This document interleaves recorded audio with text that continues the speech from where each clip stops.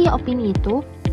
Opini adalah pendapat, pikiran, keyakinan, atau tanggapan pribadi seseorang tentang suatu hal, peristiwa, atau isu yang bersifat subjektif. Belum tentu benar dan belum terbukti secara objektif, namun seringkali didasarkan pada pengalaman dan pengetahuan pribadi, serta dapat disampaikan dengan lisan atau tulisan. Tujuan dari menulis opini sendiri, yang pertama adalah menyampaikan pandangan pribadi, yang kedua mengajak pembaca berpikir kritis, yang ketiga memberi solusi atau sudut pandang baru, yang keempat memicu diskusi publik.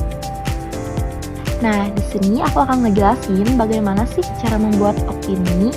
Yang pertama ada memilih topik, dan ciri topik yang baik itu seperti topik aktual dan relevan, menarik perhatian, memicu pro dan kontra, dan dikuasai oleh penulis. Contoh topiknya seperti media sosial dan remaja atau kebijakan publik. Yang kedua, kita memerlukan riset dan data.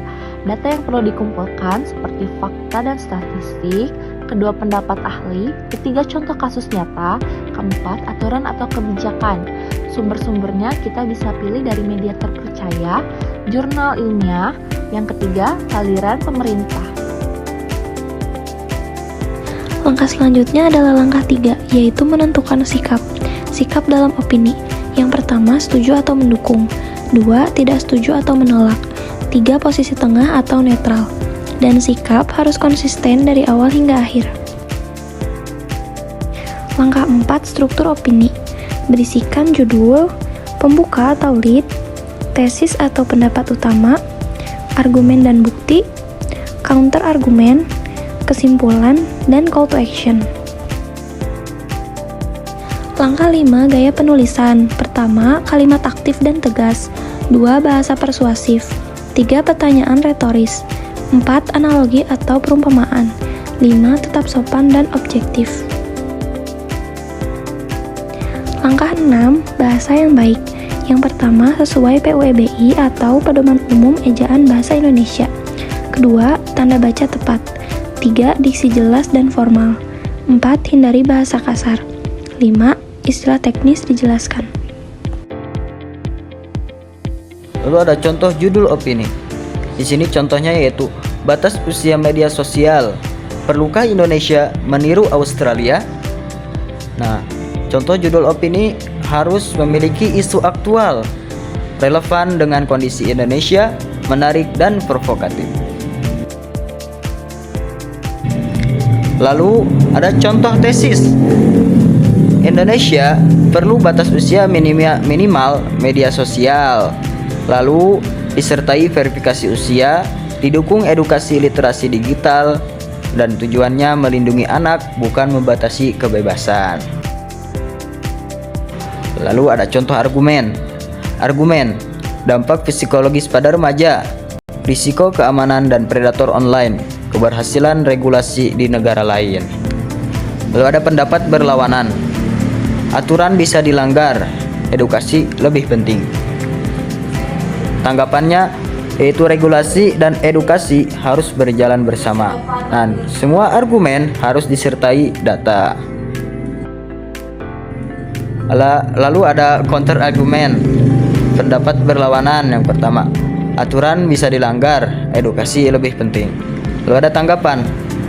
Regulasi dan edukasi harus berjalan bersama.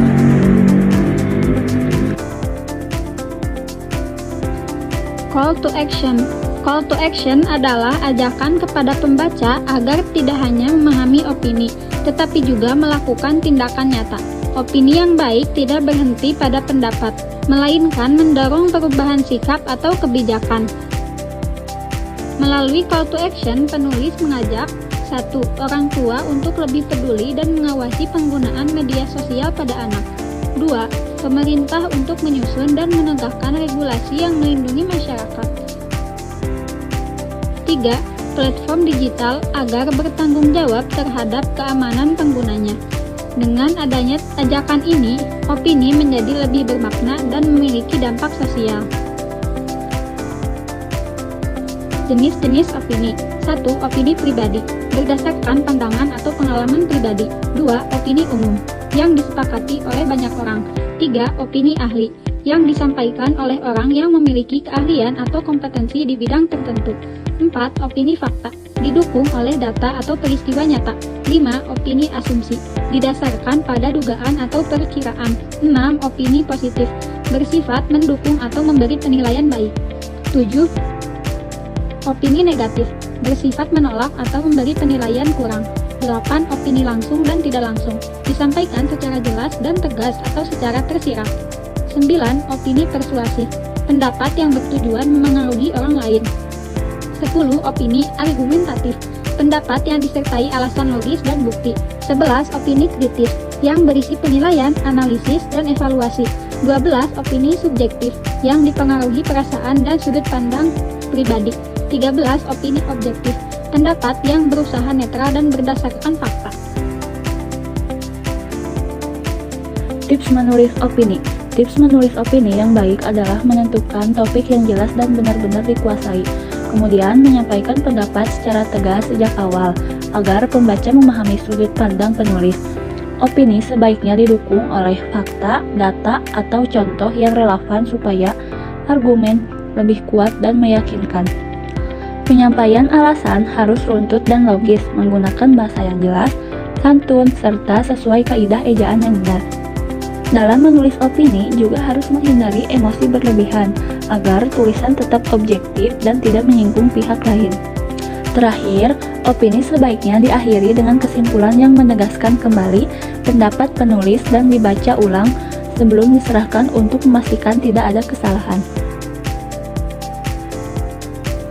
Yang harus dilakukan adalah yang pertama, gunakan data, sertakan fakta statistik dan angka untuk mendukung argumen. Data membuat opini lebih kredibel dan meyakinkan. Cantumkan sumber data yang terpercaya. Contohnya, menurut survei APJIE 2023, 89% remaja Indonesia mengakses media sosial setiap hari. Lalu yang kedua, tunjukkan empati. Pahami berbagai perspektif dan sudut pandang. Akui kekhawatiran atau perasaan pihak lain. Gunakan bahasa yang sensitif terhadap isu yang dibahas. Contohnya, kekhawatiran orang tua terhadap dampak media sosial memang sangat beralasan. Yang ketiga, revisi tulisan. Baca ulang dan perbaiki tulisan sebelum dipublikasikan.